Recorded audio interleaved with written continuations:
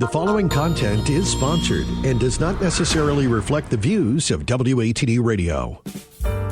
Now, Paul Ponders on 95.9 WATD. Be a part of the show. Call or text 781-837-4900. Now, here's your host, Paul Solano. Greetings, everyone. Welcome and thanks for listening to Paul Ponders on WATD, presented by Northeastern Fence and Supply Corporation of Saugus, where they have fences for your kids, dogs, and ugly neighbors. My name is Paul Solano of the PS&L Marketing Group. This is season number 2, show number 5. It's happening right now. I am excited to bring you another great season with my network of very knowledgeable contributors. We will continue to keep it real, hot and timely, South Shore and Cape and the Islands base, North Shore reference, but definitely full of Paul pondering thoughts. Happy New Year once again to one and all. Now, as you probably know, I also wear another hat as general manager of Pearl Street Station Restaurant in Malden, and a huge shout out to Chef Felipe Fitzpatrick and his culinary team. Chef Felipe is a loyal listener through the Odyssey app. So hello to Chef Felipe. Now, Chef Felipe, you had me big time last night when you told me that you would not be working on the day of the Scott Albertson, John Boboan Jazz Brunch from 12 to 2:30 on January 25th. You are a prankster. Muy comico. We look forward to your delicious brunch with your tutti frutti calzone. Now, a huge shout out to my team of Chef Felipe, Chef Joaquin, and Pizziola Muhammad for holding down the fort with my great 1209 staff of John, Jen, Nicole, and Dennis. And as I stated earlier, it is season number 2, show number 5, and it's an absolute honor and pleasure to be on WATD in the slot of The Boiling Point with Arthur Boyle. Arthur is my executive consultant of the Paul Ponders radio show, and Arthur called in last week, but today in studio we have Brother David Boyle, the chair of the Pembroke School Committee, and a special guest. Dave, welcome. Oh, thank you very much, Paul. It's always a pleasure to be here, and I'm not in your chair today, so Absolutely. I get to be a co-host, apparently. Absolutely. You get to fill in for me whenever I have something going on in the Malden area with Pearl Street Station Restaurant. And we also have a returning guest to Paul Ponders, Mr. John Brown. John, welcome. No, I appreciate it. Thank you very much for having me again. Great to have you on. You're on the Pembroke Select Board? That is correct. Absolutely. Vice Chair, possibly? Yeah. One of those titles that we all have the same, thing we can do for the board. So absolutely. That's great. Well, welcome. We'll be hearing back from both you, John, and David about a very special fundraiser you have coming up in a few minutes. But with us behind the glass, Tim is behind the glass. He's calling up Shelley. But anyways, and thank you again, John, for your service to our country. Appreciate it. Thank you. I just like the haircut. my father served, so okay. But I'm I remember the commander of the Sons of the Legion for Post 143 in Pembroke. That's it. Okay, absolutely. I remember when you were on a few months ago. We had talked about that. So again, thank you. And appreciate it. It's a nice hairdo you have. Very good. No fuss, no muss. Absolutely. I feel the same way. Absolutely. And with us is Tim behind the glass. Tim is getting Shelley on the line, and we'll talk about that.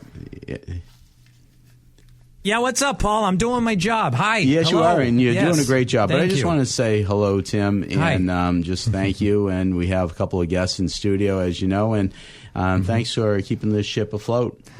Thank you. Yeah, no matter how rough the seas get sometimes. Absolutely. As with our previous program that was just on. I did hear it on the way down, and shout out to Tom Williams, attorney Tom Williams, and his Sound Advice program, and also to Duncan for his great show as well. It's really great with the quality of the programming we have here at WATD, and keep up the great work, Tim. Oh, and by the way, I was with Arthur Wahlberg last night. I'm friends with Arthur Wahlberg, Chef Paul's brother, Mark and Don's brother, and with PJC Sweater from Gotham Whale.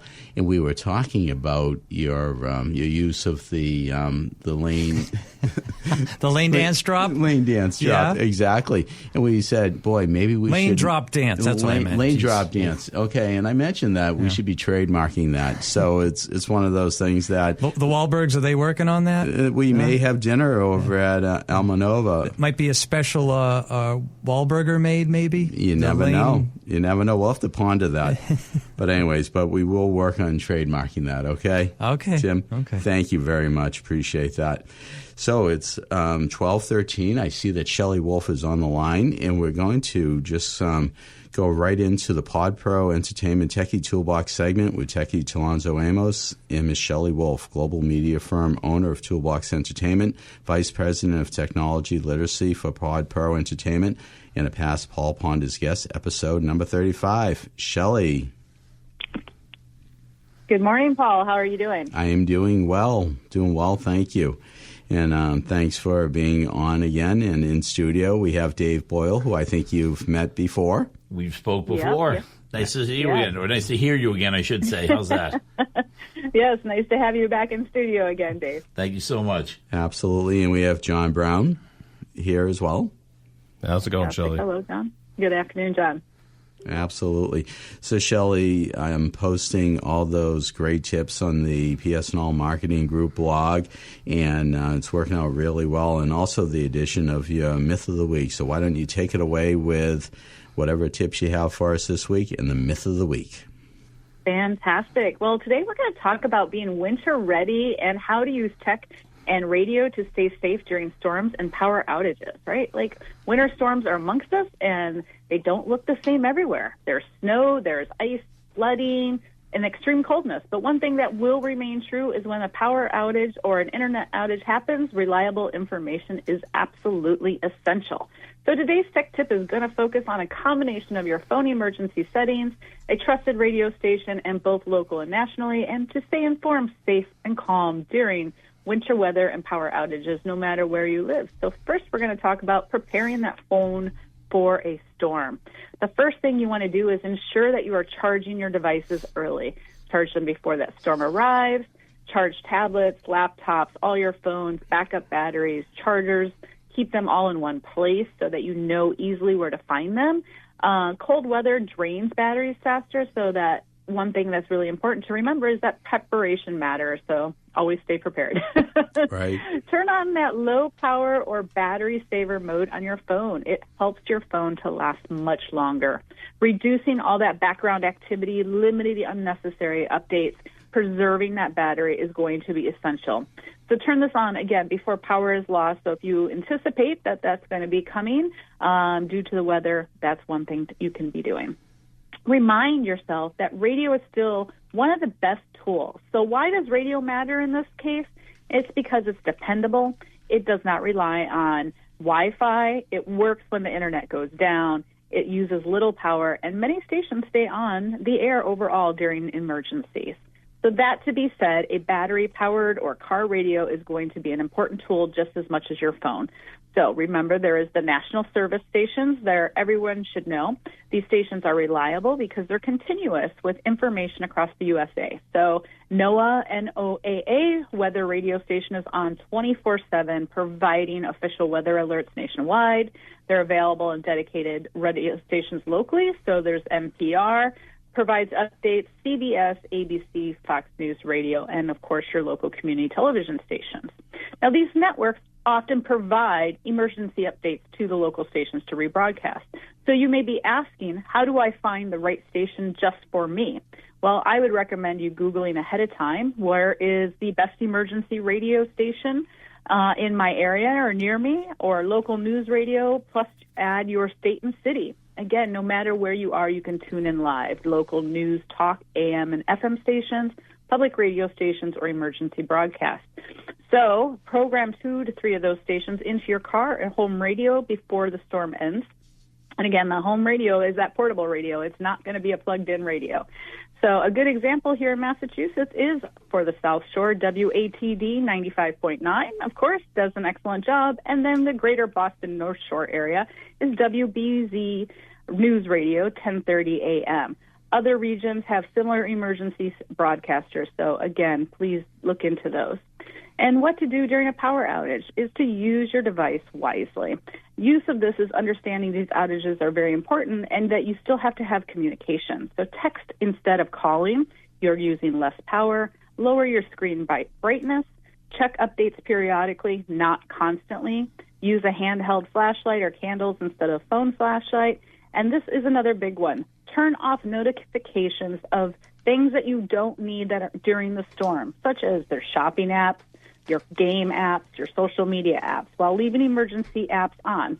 Now, some may say that social media is where they get their information quicker, and they may be right. However, what is really important is to think about picking that one social media app and not leaving on all the others if you want to rely on social media. Work with your neighbors to set up a chat or text chain so that you can support one another, but only use it for important communications, not just to wear down your battery. This way your phone stays quiet, your battery stays charged, and you don't miss those important updates. So radio and phone are your best combination during these times. Again, using your phone for emergency calls, text updates, and utility updates. Write down important phone numbers. You may need to keep track of these in a cloud service, but make sure that you put them in that handy book that you can run out the door with. Now, before we go any deeper, that tech myth for the week is going to be this. The question is, if I still have cell bars, I then don't need the radio. Well, the truth is, cell signals do not guarantee internet access, reliable data, or updated information. Radio networks work independently of the internet congestion and often continue even during widespread outages. So again, radio is your backup and sometimes your best option. So for a simple emergency tech toolkit, keep your battery powered and crank radio available, a flashlight, make sure you have extra batteries, extra phone chargers, and write down your important information such as your emergency contacts, utility company information, emergency local news station frequencies if you have not logged them into your radio. And again, for a quick winter safety checklist or power outages, check your devices early, enable those low power mode, and know your local stations as well as NOAA and the public radio station. Identify those two local channels. And instead of calls, keep your emergency paper near hand. Again, this week we take 10 minutes I ask you to take 10 minutes to charge your devices, program trusted radio stations, write down those important numbers. Wherever you live, being informed is one of the best forms of protection during these times. Winter weather, or what I would call sporadic weather, is insane, and we do not know what to expect these days. So for today's tech tip, whether you're on the coast, inland, or somewhere in between, stay informed, stay prepared, and stay safe all year long. Wow. That's a mouthful, but it's all great stuff. And David and John are across the table from me, and they're shaking their heads in amazement at the wonderful tips. David, do you have anything to add to this? She has a fascinating segment every week. And I will tell you a story that happened to me. I heard you talking about batteries and all this type of stuff. I was at a restaurant a couple weekends ago when it was bone-chilling cold here, and the valet was outside. And the valet left my keys outside.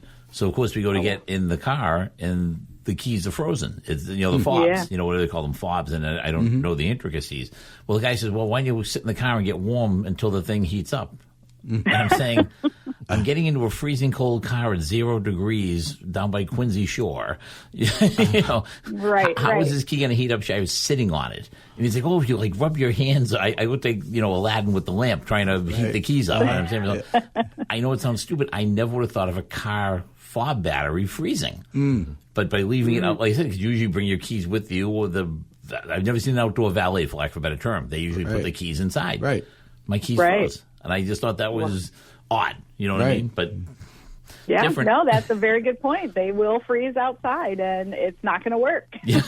Wow. And sitting in a cold car is not a great way to warm it up either. No, it is not. Wow. Welcome to the Northeast. Exactly. Wow. John, do you have anything to add? No, it's great. Kind of, worried about how we kind of grew up. We had to worry about, if the TV did work, great, but you're always about the radio. I know there's several storms in Pembroke when I'm trying to get information out. People are always on Facebook. I don't know how they do it or what their battery life is, but it's amazing because I deal with MEMA. And I also deal with basically Boston weather to make sure people get updates of what's going on. And I get so many great responses. So, but yeah, I'm always used to, we're hearing these reports via the radio, and CBS is the big one for us up here. So, yeah, no, absolutely. I mean, everyone's got to find the best tools that work for them. And, like you said, some people are on Facebook, and how they're getting all that information so quickly, you never know. I know I actually have a radio scanner app that I use, so it helps with weather, and it also helps with just like what's happening across the world. And so that's really helpful. But yeah, you got to find those areas that you're going to get the information as quickly as possible to be able to stay and protect yourself. I'm growing up in Malden. My next door neighbor on Mount Vernon Street, and David, you probably remember that big tower right next to our old house on Mount Vernon Street. But our next door neighbor was a ham radio operator, and he really was into that hobby, if you will. And yeah, it's amazing with ham radios. I remember that was big in the 60s and 70s. Well, it's funny that you bring up the ham radio, Paul, because ham radio is still a really important way of communication, especially if for any reason all of our power lines across this country went down. That is going to be a tool. So, I do know quite a few people in that. I actually have done a little bit of training in that, and I'm actually looking to boost my training. So, I encourage folks to understand how ham radio works. Oh, that's fabulous. That's fabulous. Yeah. We'll use that as a segue to our listeners, but also any ham radio operators out there. If you want to contact Shelley, how do they contact you? Sure. They can reach me at info@podproentertainment.com. Very good. Very good. And, of course, I'll be posting these tips on the PSNL Marketing Group blog and all. And, Shelley, again, I want to thank you for being a solid foundation of the Paul Ponders Show. And you just keep up the great work. Thank you. Thank you. You guys have a great show. And, if you guys have any other ideas of things you want me to cover, just always let me know. Works for me, my friend. # Indeed. And # Imagine. Indeed. Thanks. Thanks, Shelley. Bye. Well, as Arthur Boyle says, it's not time to make the donuts, it's time to pay some bills. So let's hear from our sponsors. Have you heard about Pembroke Collision? Price and quality don't often collide under the same roof. Not so at Pembroke Collision at 192 Manakesett Street in Pembroke. Pembroke Collision will work with you and your insurance company to get you back on the road in a safe and satisfactory vehicle. Put your trust in Ben Bastianelli and his crew at Pembroke Collision. Just call 781-293-4040 or find them on Facebook. Pembroke Collision, happy to work for you. Have you tried Bryanttville Pizza Kitchen? From antipasto to baked ziti, specialty gourmet burgers, over 30 different kinds of pizza, and that's steak and cheese. Come on in and they'll show you why they made a reputation as being the best steak and cheese sub in the area. There's nobody that puts it together like your friends at the Bryanttville Pizza Kitchen. Chicken wings and fingers and the famous flavors complement their stir-fry dinners. If subs and wraps aren't enough for your table tonight, expand into Greek and Caesar salads, maybe even a calzone. Anyway, it's all good at the Bryanttville Pizza Kitchen. And don't forget, invite them to your next catered event. They'll bring the food. Bryanttville Pizza Kitchen. Call them at 781-293-9857. Are you looking for fencing and outdoor products? Look no further than Northeastern Fence and Supply Corporation of Saugus. When owner Mike Payne's customers have been asked why they chose Northeastern Fence, many said that there were 3 deciding factors: customer respect, excellent customer service, and quality products. I say that you need to add in 70-plus years of a family-run business with truly experienced sales and installation teams. So if you are in the market for fences for your kids, dogs, and ugly neighbors, please call Mike Payne and his crew at 781-233-3324 or email mike@northeasternfence.com. Paul Ponders continues on 95.9 WATD. Once again, Paul Solano. We are back. Thanks for listening to Paul Ponders on WATD, presented by Northeastern Fence and Supply Corporation of Saugus, where they have fences for your kids, dogs, and ugly neighbors. And actually, I was on text with Mike Payne, the owner of Northeastern Fence and Supply Corporation, earlier during Shelley's wonderful presentation, and Mike sends his regards, and maybe we'll be having him call in next week so you could hear from this really great supplier, businessman, and all with Northeastern Fence and Supply Corporation of Saugus. Now, the call-in and text-in line is 781-837-4900, and you could also find us on the Odyssey app. That's AUDACY. And if you like my daughter Ann in California, hi Annie, how you doing today? Or you like Chef Felipe at Pearl Street Station Restaurant, hello out there. So thanks for logging in through the Odyssey app. And a shout out to those nonprofits out there. If you have anything you want to promote, please email me at paul@paulponders.com. And listeners can go to paulponders.com to find subscription links to Apple Podcasts, Spotify, and YouTube, as well as finding past Paul Ponders and WATD shows. Now, at this point of the program, we usually have the segment of Health and Wellness Survival Tips with Ms. Sharon Filio. Sharon is on a singing gig today and unable to call in. She sends her regards and all, so it's one of those things that we're going to go back to our studio guests, Dave Boyle from the Pembroke School Committee, Chair of the Pembroke School Committee, and John Brown from the Pembroke Select Board. So, David, John, welcome back. Good to be here, Paul. Thanks for having us, and thanks for giving us some time to talk about our little venture, for lack of a better term. John, if you'll indulge me, you can feel free to jump in.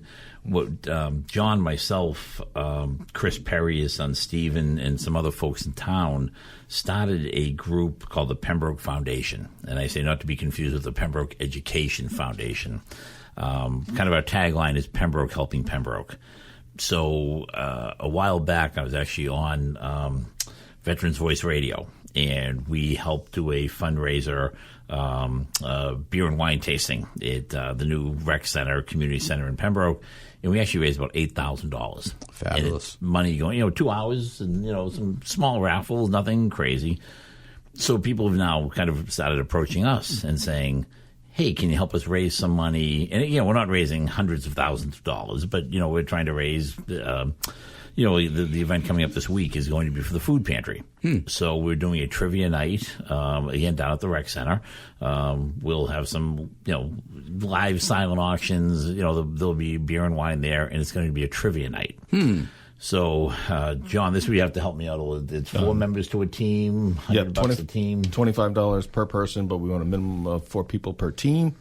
And like I said, on the 15th at the community center, we'll be selling beer and wine, and all proceeds go to the Pembroke Firehouse Food Pantry. So that's the biggest thing people will understand. We're not making a dime off this, just paying our bills and making sure that our food pantry, which our community has helped out so much throughout the years, is taken care of. So we're like, here's a check. So, And what time is the event starting? Starting at 7 to 9. We do have a professional trivia guru, I guess you would call it. But definitely, if you want to reserve your spot today, don't forget you can email us at info@thepembrokefoundation@gmail.com. Or if it's simple for you, just to call us, 781-285-5854. We have limited space, basically with the community center, but limited teams right now of space is going fast. So please let us know. We'd love to have you. Gotcha. And I'm writing that down, 781-285. 5854. 5854. Cool. Very good. Sometimes I'm deaf in one eye, Can't hear that. I have a face for radio, so we're good. There we go. I resemble that remark.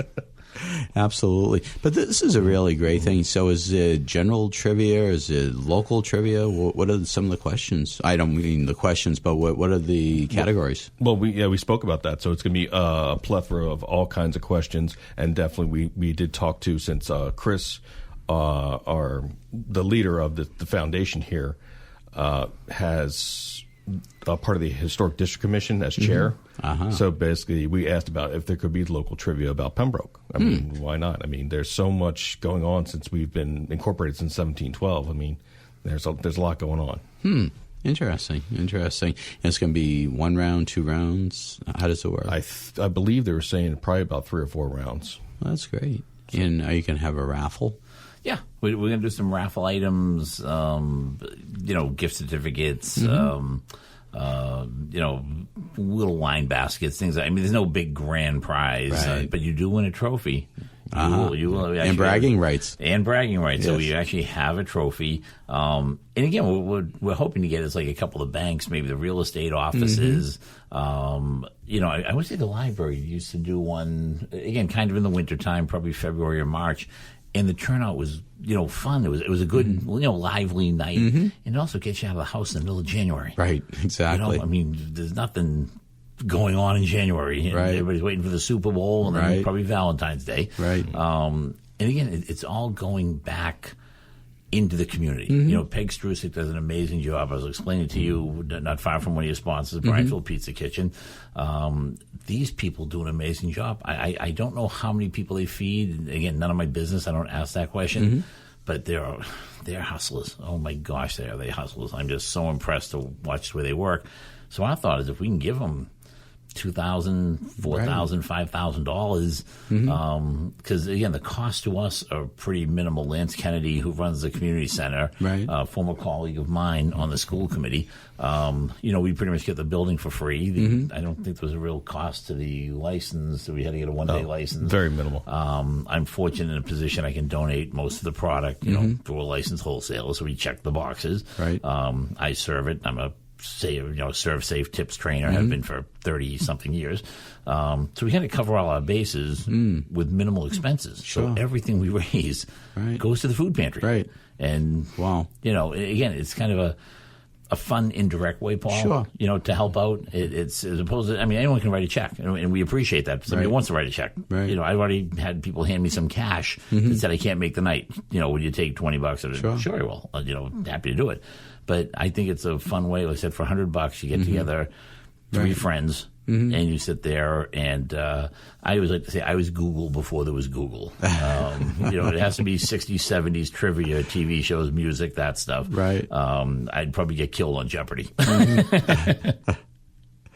Now, put Paul Ponders down for a $25 gift card to Pearl Street Station Restaurant. Thank you very much. You're welcome. We Happy to do appreciate that.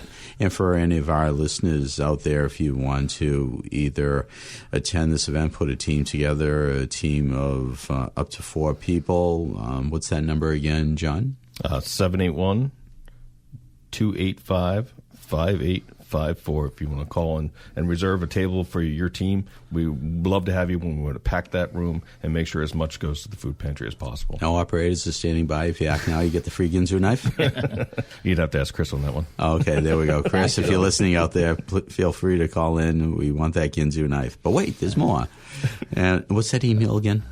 Info, the Pembroke Foundation @gmail.com. Yeah, it's a mouthful, unfortunately.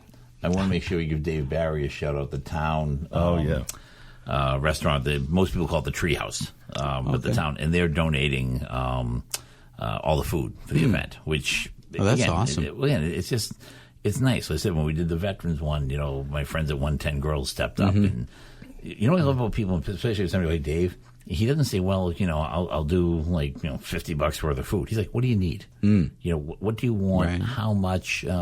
Who's the young lady that helped us? Mary Jo? Was that her name? Bobby Jo. Bobby Jo. Sorry, Bobby Jo. General manager over there. She's phenomenal, too. Yeah, I think she just moved to the other location. He's got like 4 locations now. She's kind of going all over at all locations. Yeah. But again, they're just... Again, we go back to Pembroke helping Pembroke. I think, you and I showed you some pictures of the thing we did back during the summer. I asked for 6 people to help me out to basically clean up some stuff with the Scouts. 49 people showed up. Wow. I mean, I had a 10-year-old girl that I have on video throwing trash in the barrel, and someone said, no, she doesn't look like a Cub Scout. And I said, well, she is, because the girls can now be involved in scouting. Right, yeah. But yeah, we had 49 people come out for that event.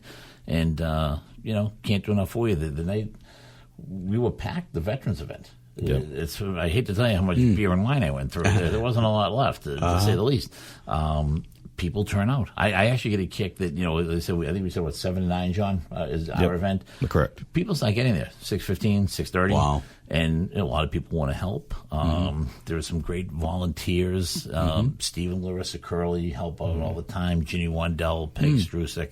And again, it's just...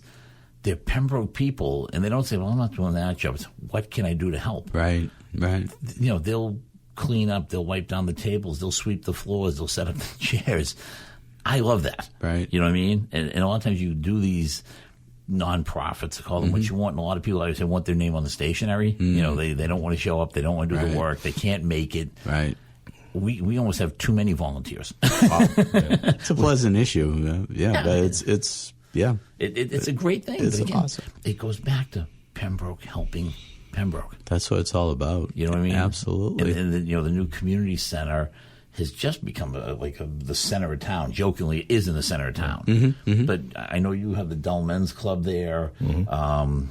Every time you walk in, there's something going on. There's some kind of a class. There's something, whether it's, what's the thing, pickleball. Sure. I honestly thought that would come and go as a fad. It really has. You should see the amount of people that play pickleball. Wow. No, they're cutthroat over there. It's hilarious. It really is. They're like, we're coming in. I'm like, all right. It's amazing. Sorry, I'm in your way. Yeah, exactly. Yeah. Wow. But I said, and so for people like us, it now gives us a space that we can come in. It has kitchen facilities. It has refrigeration facilities. You can literally almost pull up to the side door of the place, and you're probably walking 10 feet from the parking lot into the side door. They've hosted the Eagle Scout events there the last few times. And again, it's kind of no cost. The building's open. You know what I mean? And again, even if there was a cost, it might be to pay a custodian for an extra or a building monitor. Right.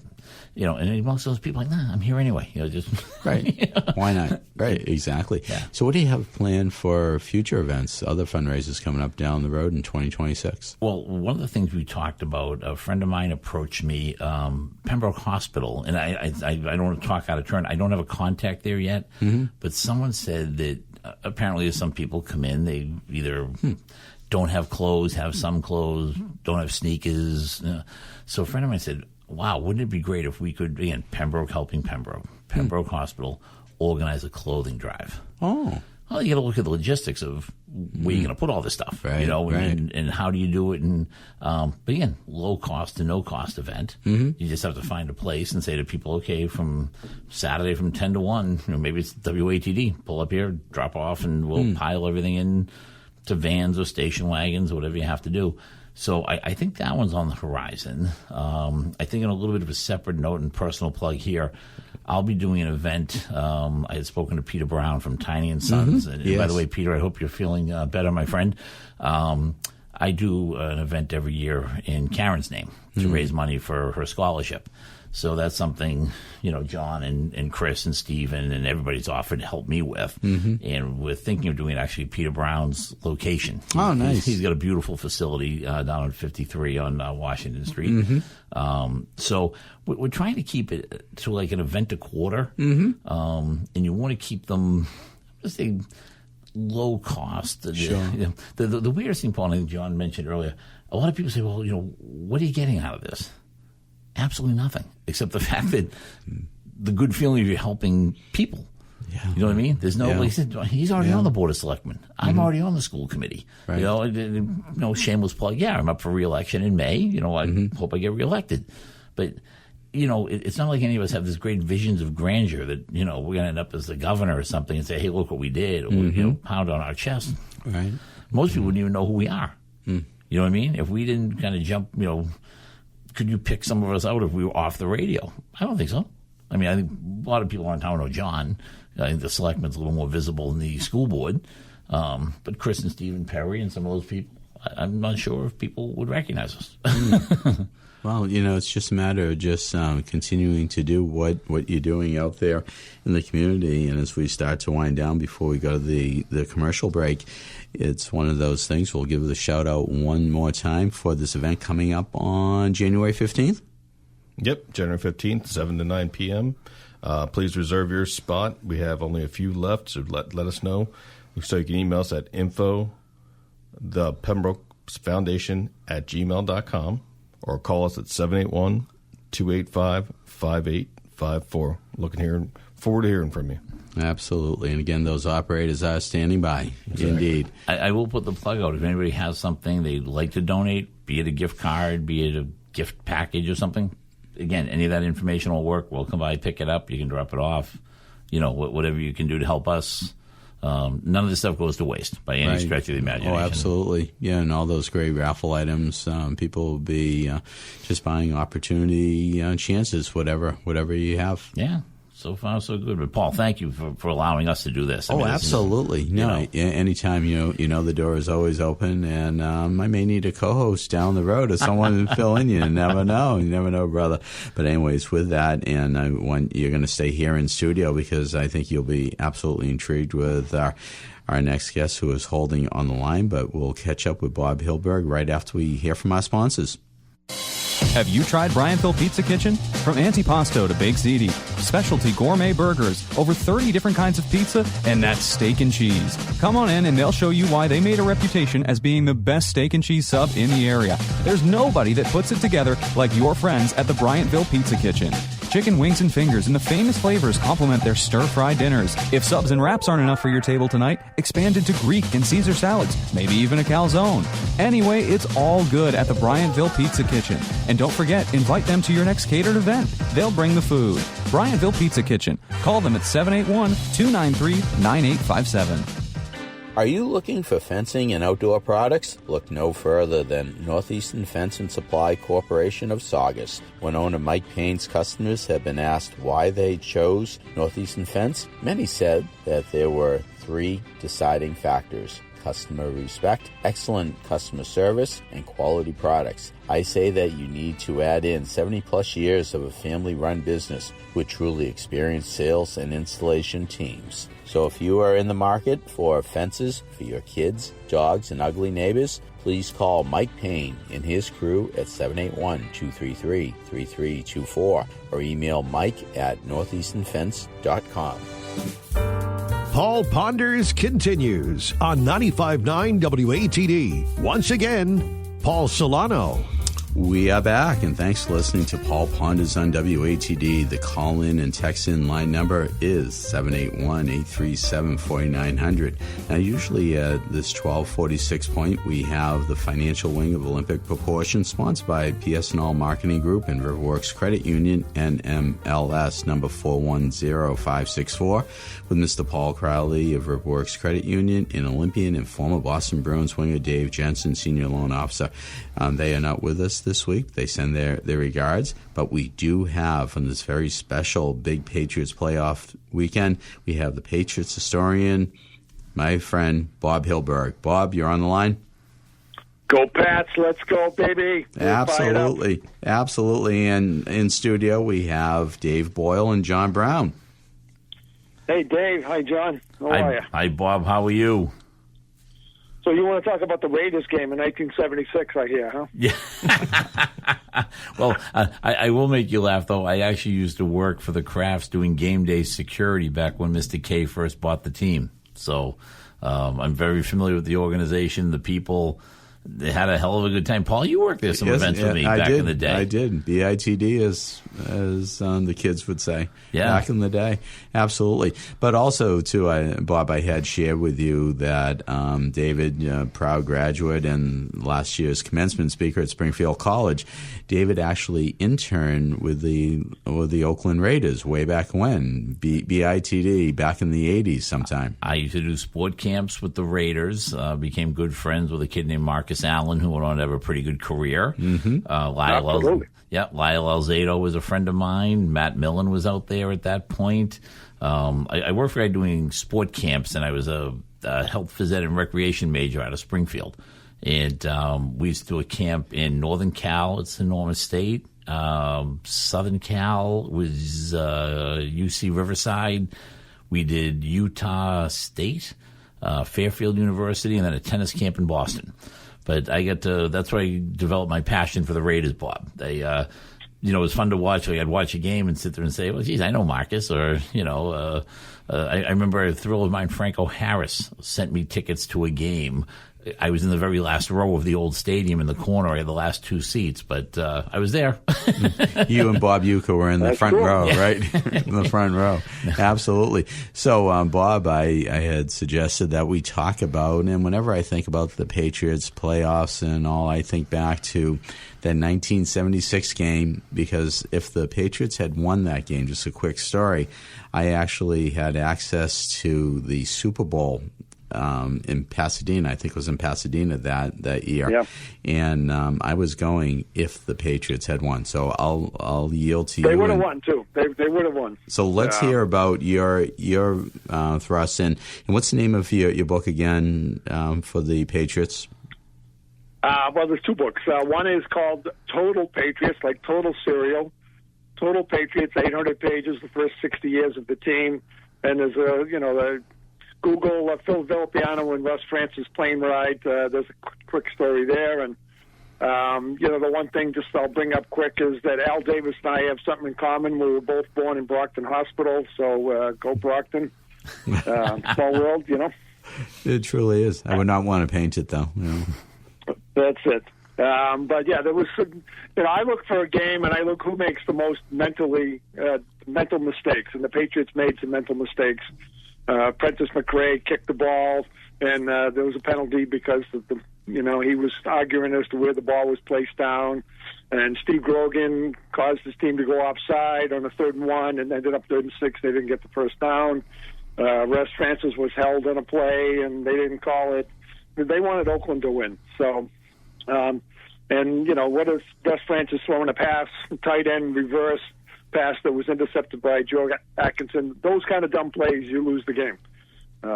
So I'm glad Oakland won. I was a fan of them back in the day. Them and the Steelers had some great rivalries, but now we're on to the Chargers, and I think our team's got a decent chance to win it. We got a lot of good rookies, and I love the nickname for Drake May, which is Drake May. So like Drake May. That's his nickname. Drake May. Right. Now, what do you think he has chances to get the MVP? He's a second choice. Right now, Matt Stafford's been around. They usually don't give it to a rookie. I mean, Fred Lynn was the last rookie that I can remember that won the MVP, and that's 50 years ago. So he had a tremendous season, 72% completion. Nobody does that. No one's ever done that. He's number one in so many different categories, but they usually give it to a guy that's been around for a little bit that maybe deserves it. So I think he's going to finish second. Okay, awesome. So getting back to the Oakland Raiders game, the game in 1976, I'm remembering that the referee's name was Ben Dreith, maybe? Was it? Correct, yeah. Right? He never officiated a Patriots game after that either. I had heard that. Yeah. It's something. So, what is the Patriots' history with the Chargers playoff history?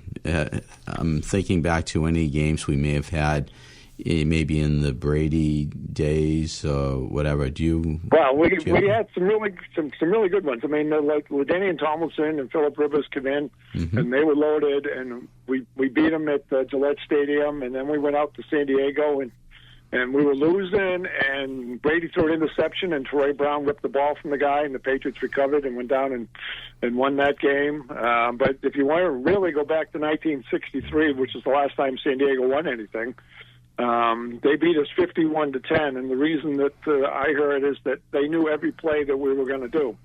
They watched us practice because they flew us out there, and they put us up at the Naval Stadium, and they had people in the stands watching us practice the day before. Will McDonough, if you remember Will McDonough from the Boston Globe and CBS, he interviewed the coach, and one of the people from San Diego heard the interview and heard that we were going to blitz and we were going to do certain things, and they knew just about every call that we had, and they beat us 51-10 because every time we blitzed, they threw a screen pass or a drop play, and guys ran for 200 or 300 yards. So they just smoked us. And the only play that we scored a touchdown on is the play that we had in practice. And Larry Gehring scored a touchdown. So pretty tough. So we've got that in our mind that last time they won is when they beat us 51-10, but they're not going to beat us 51-10 tomorrow. They're not going to beat us at all, right?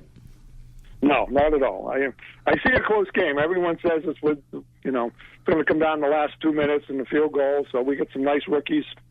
And I think Andy's going to Borregales is going to kick the game-winning field goal, and we win like 21-20, something like that, or 24-22, something like that. Interesting. Now, John, when you were here last time, I tend to recall, I think Bob had called in, and I think that there was some sort of relation you knew. You had some great stories to share with Bob. Where did you grow up again? I grew up in South Jersey, so Jersey. Don't hold it against me. Okay, we won't. A Jersey boy. We have a Jersey boy, but I believe that there was a story that you and Bob shared. You knew the same growing up. Well, it might have been the story on Lynn Swan when I met him on Capitol Hill when I worked there. Yes. That, like I said, that was fun. When you have a Hall of Fame cursing at you to get a picture with him, it's phenomenal. And I was like, great. Let's get the stories is better than the picture.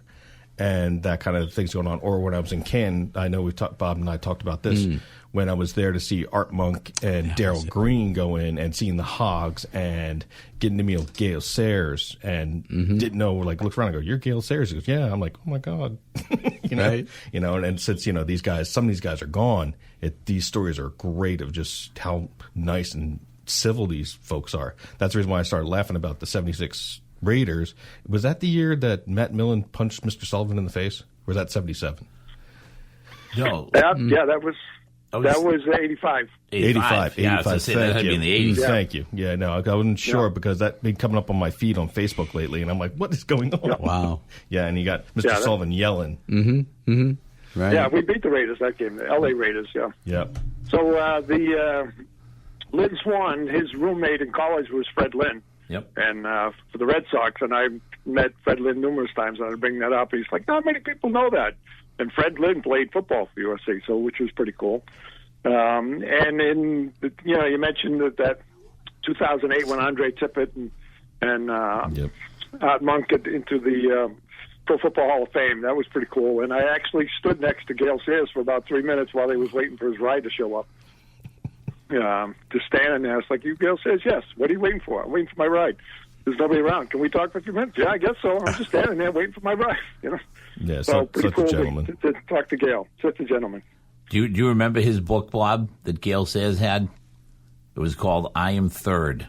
His saying was, "The Lord is first, my friends are second, and I am third." I quoted that direct line when I did the commencement speech at Springfield College. I remember reading that book. I was probably 10 years old in elementary school, and that line has stuck with me. I'm 64, so I'm no kid.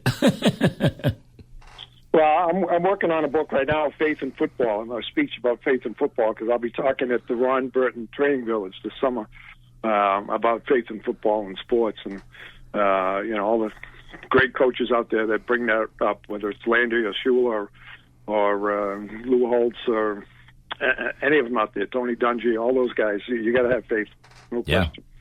No, I knew Ron. I know the boys. I served on a board with Mr. Burton many years ago, and you talk about a guy that just commanded a room just by sitting there, always dressed impeccably. Yes. You know what I mean? Down to the pocket square, shoes shined perfectly. And he's raised such great kids. Steve's a great guy. Their kids are very nice, but I would say they don't drink, they don't smoke, they don't swear. Hardworking, all great athletes. Oh my gosh, they're all amazing athletes, and just probably one of the nicest families I've ever met. Without a doubt, and also too. I was with Steve last night actually. So, and Paul was there at the rally. So, I want to get a quick plug in here if I can. There's going to be a show at the Wolf Den Sports Complex in Pembroke coming up the end of the month. The Northeast Collectors Festival for 2 days. So Sean McElroy is if you can get the little promotion out there about the North Collectibles Festival, January 24th and 25th, right there on Oak Street in Pembroke. And then certainly on the 25th, if you're not in Pembroke, come on up to Pearl Street, and I'll be hanging out with Scott Albertson and Joe Baborian at the Pearl Street Restaurant for a little brunch from 12 to 2:30. So want to get those two things out there. Absolutely, and I had mentioned that earlier in the show about Chef Felipe Fitzpatrick. Hopefully you're still listening about the wonderful brunch that Chef Felipe has planned for us. But Scott Albertson, a loyal listener through the Odyssey app and also through WATD, just does a great job with this Project142.org, and he and John Babowen are going to wow us with their great jazz music. And so I thank you for that extra shout out, Bob. So Bob, prediction for how many coaches are going to be looking for new jobs this coming season? Well, I think the number is probably going to be around 10. That's what I was going to say. It's probably up 8 or 9 right now, where it's usually 8 to 10 a year. That they get wiped out, and they're going to move. There's some really good coaches out there, but they just did their time. Yep. And I'm working on something right now. Just Jim Harbaugh played in the NFL, and I'm looking up all the Patriots players that intercepted him and sacked him when he played. So I'll be posting that out there. I didn't get a chance to do it this morning, but look for that. Who else is going to look up all these guys that sacked Harbaugh, a former coach? But that's what I do. It would be you, the Patriots historian, Bob Hilberg, author of what, Total Patriots? Total Patriots, and the other book is Relive Patriots History. And that's available? Relive Patriots History. Fabulous. Those are both on Amazon. Yeah, Relive Patriots History is about 250 pages, and that really gets into every detail about every sack, every interception, anything you wanted to know about every player, and then all kind of weird stats and fun stuff like that. That is fabulous, my friend. Well, Bob, I want to thank you. Best to Millie, and I want to thank you for being on, and go Patriots. You got it. Patriots win by 3. Hashtag indeed. Bob, thank you so much. All right, nice to meet you guys. We'll talk soon. Thanks, Bob. You got it. Thank you. And I want our listeners to stay tuned to WATD for the memories with Ron Dwyer, the grand poobah of oldies rock and roll. Ron, you are a true leader of the pack with great musical memories of yesteryear. So thank you, Ron. Thanks again to Tim, Arthur, Shelley, David, and John, and Bob, of course, and our advertisers. But really, thank you, listeners in WATD world and beyond. Here's to a great season number 2 and beyond. Keep Paul pondering. Hashtag indeed. Give a shout out to Mike Sharon, an avid listener. Absolutely. Mike on the North River. John Brown, thank you. David, thank you again. Thanks for having us. You're welcome. Appreciate it. Thank you. Hashtag indeed.